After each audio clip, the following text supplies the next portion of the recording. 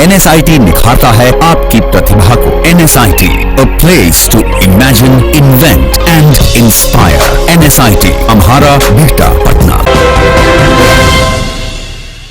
नमस्कार, आप देख रहे हैं सिटी पोस्ट। मैं हूं अभिषेक मिश्रा। बिहार के नियोजित शिक्षकों ने आज पटना को पाट दिया था। राजधानी जाम थी और पटना में बवाल हुआ है क्योंकि बिहार के नियोजित शिक्षक अपने आंदोलन को धार देने के लिए आज सुबह से लाखों की संख्या में जमा होने लगे थे और विधानसभा का घेराव करने निकले थे। जाम की स्थिति बनी रही और पुलिस को बल भी प्रयोग करना पड़ा है, लाठी भी चटकाई है पुलिस ने। तो तमाम चीज़ों को लेकर हमारे साथ बातचीत करने के लिए हम कुछ शिक्षक हैं हमारे स्टूडियो में जिनके साथ हम बातचीत करेंगे। इन्होंने भी लाठियां खाई हैं और प्रदर्शन में वो भी शामिल थे। बातचीत की शुरुआत करेंगे हम बिहार प्रारंभिक परिवर्तनकारी शिक्षक महासंघ के महासचिव आनंद मिश्रा से। आनंद जी, बताएं, आप भी थे उस प्रदर्शन में, क्या हुआ है? जी, बिहार के लाखों शिक्षक आज अपने उचित मांगों को लेकर के, समान कार्य समान वेतन, पुरानी पेंशन योजना को लेकर के प्रदर्शन कर रहे थे, जो पूर्व निर्धारित कार्यक्रम था और शांतिपूर्ण तरीके से कर रहे थे। लाखों की संख्या में बिहार के शिक्षक जुटे हुए थे, हजारों की संख्या में महिला शिक्षिका बंधुएं उपस्थित थी। उनके ऊपर बिहार के इस तानाशाही सरकार ने बिल्कुल कठोर तरीके से और बिल्कुल तानाशाही तरीके से लाठीचार्ज किया। पहले लाठीचार्ज किया, भगदड़ मचाया, उसके बाद आंसू गैस के गोले भी छोड़े गए। बहुत से शिक्षकों के सर फटे हैं कि शिक्षिका बहनों का पैर टूट गई है। 2-4 शिक्षकों का, हजारों की संख्या में लोग घायल हुए हैं। ये स्थिति बनी हुई है। ये सरकार निरंकुश होकर के शिक्षकों के उचित मांग को भी दबाना चाह रही है। महिला प्रदर्शन कर रही महिला शिक्षकों को भी चोटें आई हैं। हमारे साथ कुछ महिला टीचर्स भी हैं जो प्रदर्शन कर रही थी और कहीं ना कहीं पुलिस की ओर से जो बल प्रयोग हुआ है उसका खामियाजा इन्होंने भी भुगता है और इनको भी चोट आई है। तो हम कुछ महिलाओं से बात करने की कोशिश करते हैं। क्या हुआ है वहां पर और क्या आपको भी चोट लगी? जी, थोड़ा बहुत। पुलिस ने क्या किया है?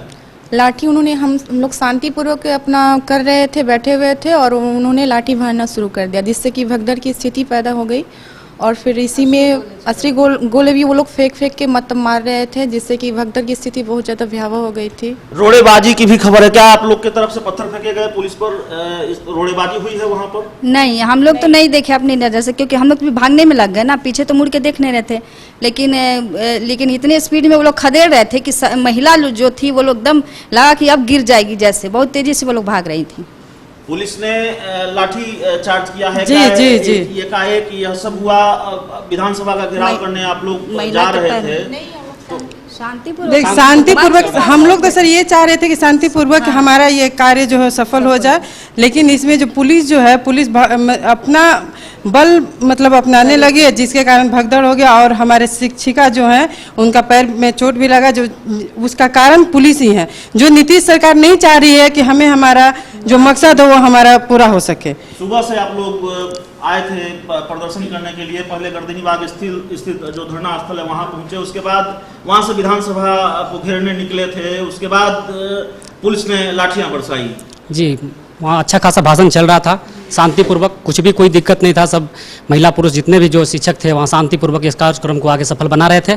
लेकिन उसके बाद पुलिस ने ही उधर से आंसू गोल को, हम लोग संगठन को तोड़ने की कोशिश किया, जिसमें लाठियाँ चलाया, जिसके चलते भगदड़ मच गया।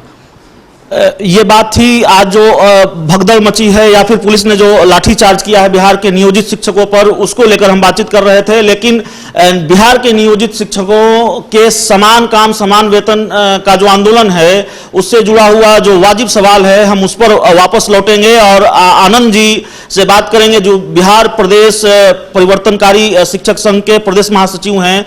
आनंद जी, सुप्रीम कोर्ट से आप ये लड़ाई हार चुके हैं समान काम समान वेतन की, और जब ये फैसला आया था सुप्रीम कोर्ट का तो आपने कहा था कि हमारे पास विकल्प खुले हैं और सुप्रीम कोर्ट में हम रिव्यू पिटीशन दायर करेंगे। तो आप उन विकल्प की ओर जाने की बजाय आपका जो संघ है या बिहार के जो नियोजित शिक्षक हैं वो आंदोलन की ओर बढ़ रहे हैं, इसकी कोई खास वजह है?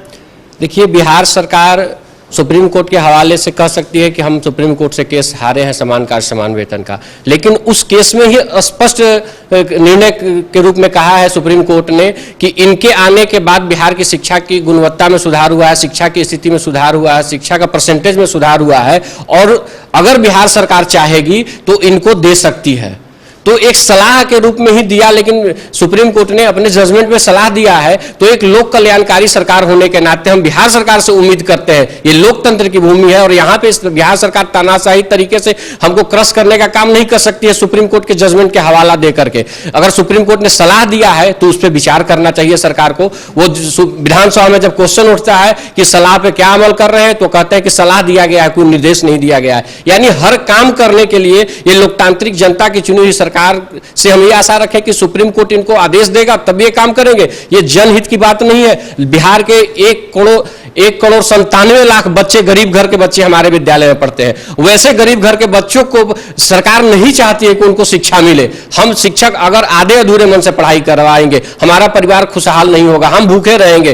तो स्वाभाविक है कि हम अपने पूरे मनोस्थिति से बच्चों को पठन पाठन नहीं करवा। पुलिस ने आज जो बल प्रयोग हुआ है या फिर जिस तरीके से आज बवाल हुआ है, पूरा घटनाक्रम आज का जो रहा है, उससे बिहार के नियोजित शिक्षकों के आंदोलन की धार कुंद पड़ेगी या फिर आंदोलन और तेज होगा?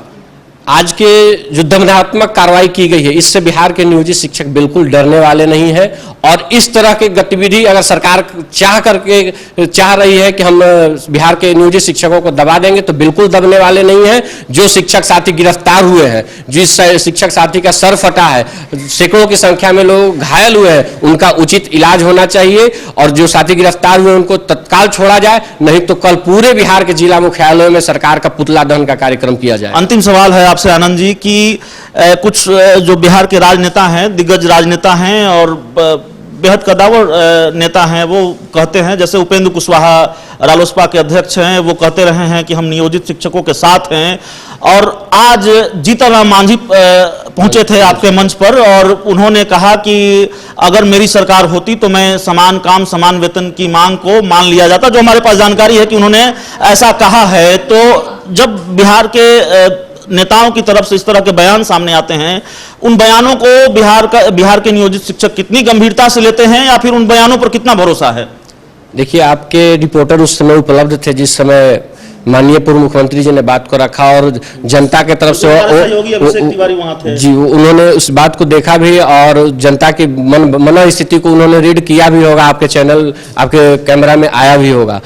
शिक्षकों को भरोसा नहीं होता है नेताओं की बातों से, चाहे वो पक्ष के में हो या विपक्ष में हो। जब सत्ता पक्ष में आते हैं तो उनको हमारा दर्द समझ में नहीं आता है, जैसे ही विपक्ष में आते हैं हमारे पक्ष में आने की बात करने लगते हैं। तो बिहार के नियोजित शिक्षक अपने अधिकार को लेने के लिए पूरी तरह कमर कस के तैयार है और हम हर लड़ाई लड़ेंगे। सुप्रीम कोर्ट में कानूनी लड़ाई भी लड़ेंगे, सड़क पे भी लड़ाई लड़ेंगे और आने वाले समय में चुनाव में भी सरकार को नाको चने चबवाने के लिए हम लोग कार्य करेंगे। तो बिहार के नियोजित शिक्षकों को नेताओं की बातों पर भरोसा नहीं है और आज जो पुलिस ने बल प्रयोग किया है, लाठीचार्ज किया है, उससे नियोजित शिक्षकों के समान काम समान वेतन का आंदोलन कमजोर नहीं होगा। ये कह रहे हैं कि आंदोलन और मजबूती से जारी रखेंगे। इस खबर में इतना ही। अगर आपको हमारी खबर अच्छी लगे तो इसे अपने दोस्तों के साथ शेयर करें, हमारे YouTube चैनल को सब्सक्राइब करें, बेल आइकन जरूर दबा दें ताकि हमारी खबरें सबसे पहले आप तक पहुंचे। प्यार, समर्थन और सहयोग के लिए बहुत बहुत धन्यवाद। यहाँ पढ़ते हैं भविष्य की मजबूत नींव, हम मिलकर बनाते हैं बेहतर कल। गोपाल नारायण सिंह यूनिवर्सिटी, आपके बेहतर कल के लिए। क्या आप जानते हैं कि घर बैठे आप अपनी स्वास्थ्य समस्याओं का सलूशन पा सकते हैं सॉफ्टकेयर मोबाइल ऐप के द्वारा? अधिक जानकारी के लिए आप संपर्क कर सकते हैं हमारे फोन नंबर से 9472981111 9472982222। Softcare app, solution at your finger tips.